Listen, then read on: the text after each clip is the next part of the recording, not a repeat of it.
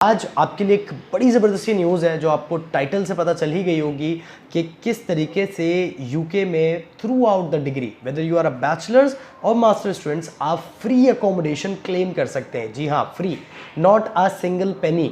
जी हाँ, not a single पेनी। और आप पूरी ड्यूरेशन के लिए जो है वो एक बहुत ही ज़बरदस्त, बहुत ही ज़्यादा फैसिलिटीज़ के साथ पूरी अकोमोडेशन को एंजॉय भी कर सकते हैं। अस्सलाम वालेकुम जी, मैं हूं तलहा अनवर और आज हम बात करेंगे उन स्टूडेंट्स के बारे में जो यूके पहुंच चुके हैं या यूके जाना चाहते हैं। उनका सबसे बड़ा सवाल ये होता है कि हम वहां पहुंचने के बाद अकोमोडेशन के लिए क्या करेंगे।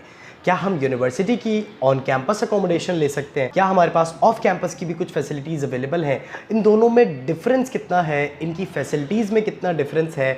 और अब यूके की एक ऑफिशियल न्यूज़ के मुताबिक इस वक्त स्टूडेंट्स के लिए अकोमोडेशंस आर वेरी शॉर्ट।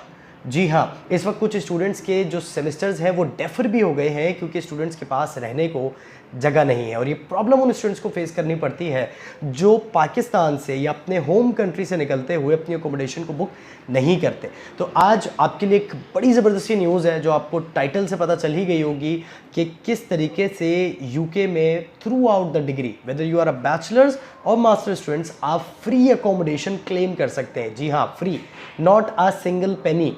जी हाँ, नॉट अ सिंगल पेनी। और आप पूरी ड्यूरेशन के लिए जो है वो एक बहुत ही ज़बरदस्त, बहुत ही ज़्यादा फैसिलिटीज़ के साथ पूरी अकोमोडेशन को एंजॉय भी कर सकते हैं।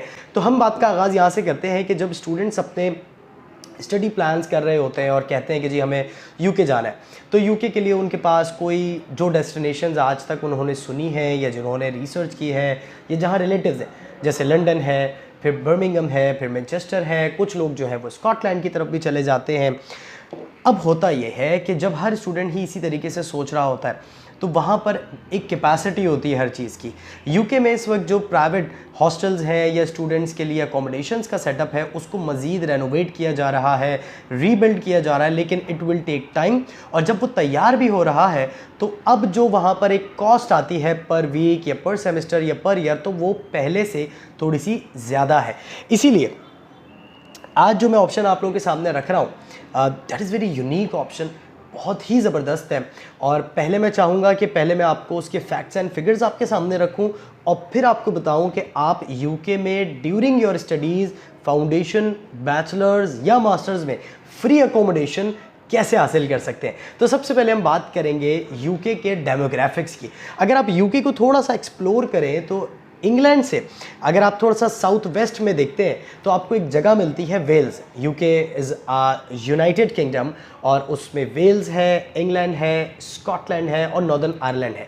ये चार मुल्क मिलके बेसिकली यूके बनते हैं। तो अगर आप वेल्स को थोड़ा सा देखें तो मैं आपको बताऊं कि वेल्स में क्या क्या ख़ास बातें हैं। इस वक्त जो प्रिंस चार्ल्स हैं वो भी बिलोंग करते हैं वेल्स से। तो आप समझते हैं कि अगर हम पाकिस्तान जैसे कंट्री की भी एग्जांपल ले लें कि अगर कोई अभी इलेक्शंस होते हैं और आपके उस एरिया से अगर कोई शख्स इलेक्ट होता है, चाहे वो लोकल बॉडी इलेक्शंस हो, प्रोविंशियल इलेक्शंस हो या नेशनल असेंबली के इलेक्शंस हो, तो होता क्या है कि लोग एक्सपेक्ट करने लगते हैं कि अब हमारे एरिया में डेवलपमेंट होनी स्टार्ट हो जाएगी, यहाँ के रोड्स बेहतर हो जाएंगे, ट्रांसपोर्टेशन सिस्टम बेहतर हो जाएगा, यहाँ पर लॉ एंड ऑर्डर की चीज़ें बेहतर हो जाएंगी। क्यों? क्योंकि यू हैव समवन जिससे आप सवाल कर सकते हैं कि यार आपको हमने इलेक्ट किया है और आप इतनी अच्छी पोजीशन पर हैं, आप नेशनल असेंबली में रिप्रेजेंट करते हैं या कहीं भी करते हैं। तो प्रिंस चार्ल्स भी इस वक्त जो है वो वेल्स के हैं, इसीलिए वहाँ पर अब मज़ीद नए ट्रेड रूट्स की आप बात करें, डेवलपमेंट्स की बात करें,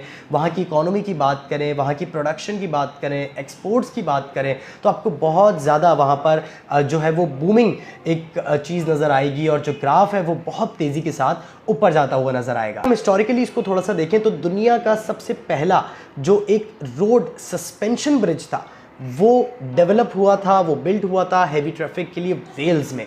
तो आपको ये अंदाज़ा हो सकता है कि वहाँ पर जो एक इंजीनियरिंग जो जिस तरीके से की जा रही है, जो वहाँ पर ट्रेड रूट्स डेवलप किए गए हैं जो आज तक चले जा रहे हैं, उनकी बहुत ही ज़्यादा जो है वो अहमियत है, वहाँ पर अपॉर्चुनिटीज़ बहुत ज़्यादा है। तीसरी बात, वेल्स में नेचुरल रिसोर्सेज बहुत ज़्यादा है। इस वक्त भी 40% जो कोल एक्सपोर्ट होता है वो आपका वेल से होता है। इसके अलावा आप वेलिश गोल्ड, अगर आपने सुना हो, जो गोल्ड होता है बहुत ही प्रीमियम क्वालिटी का, जो पूरे यूरोप में जिसकी रिंग्स बहुत ज़्यादा मशहूर है वेलिश गोल्ड की, वो भी वेल से माइनिंग उसकी होती है। अगर आप थोड़ा सा आईटी को देखें, कंप्यूटर को देखें, तो जो बर्थ प्लेस कहा जाता है वेल्स को, जो डोनाल्ड डेविस थे, वो जो इंटरनेट के पायनियर है, वो भी वेल से थे। इसीलिए वहाँ पर आपको आईटी बहुत ज़्यादा जो है वो एक हब बनता हुआ नज़र आती है आज तक। इसके अलावा आप टेक्नोलॉजी पे जाएं या उसकी फाउंडेशंस पर जाएं तो दुनिया का जो पहला रेडियो मैसेज था वो वेल्स भेजा गया था। और सबसे बड़ी बात कि इस वक्त दुनिया के 50% जो कमर्शियल एयरक्राफ्ट्स हैं उनकी जो विंग्स हैं वो प्रोड्यूस किए जाते हैं वेल्स में।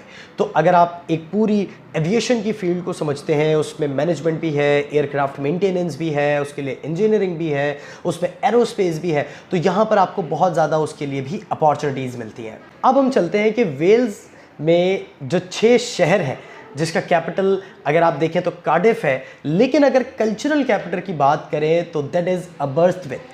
और आज हम बात भी करेंगे अबर्स्थविथ यूनिवर्सिटी की, क्योंकि Aberystwyth university is offering huge range of programs in all the faculties, जहाँ पर आप बिजनेस भी पढ़ सकते हैं, इंजीनियरिंग भी पढ़ सकते हैं, आईटी भी पढ़ सकते हैं। अगर आप मास्टर्स लेवल पर देखते हैं तो आपके पास project management, executive MBA, engineering courses, data analytics, a huge range of courses you can get in Aberystwyth University। अब Aberystwyth University की बड़ी ज़बरदस्त सी ऑफ़र है कि अगर आप उस यूनिवर्सिटी के स्टूडेंट बनते हैं तो आपको स्कॉलरशिप में अकोमोडेशन अवार्ड मिलेगा। और वो अकोमोडेशन अवार्ड इस तरीके से होगा कि आप अपनी प्रेफरेंसेस सबमिट करेंगे और यूनिवर्सिटी की बहुत ही ज़बरदस्त अकोमोडेशन आपको अलॉट कर दी जाएगी। अगर आप 4 साल के लिए जा रहे हैं तो 4 साल तक वो अकोमोडेशन आपकी होगी।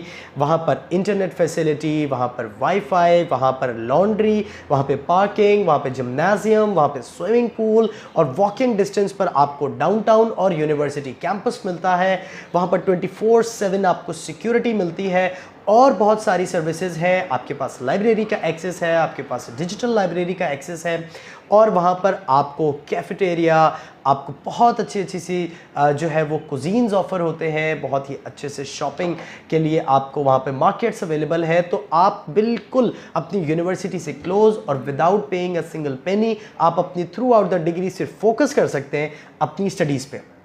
देखिए मैं आपको एक बात समझाता हूँ, जब भी आप इंटरनेशनल स्टडीज़ के लिए जाते हैं तो आपके माइंड में क्या होता है कि आपको वहाँ पे और जॉब्स करनी है, आपको वहाँ पर 20 आवर्स जो अलॉट होते हैं आप उस पर कुछ ना कुछ अर्निंग करेंगे 2 पर्पज़ के लिए।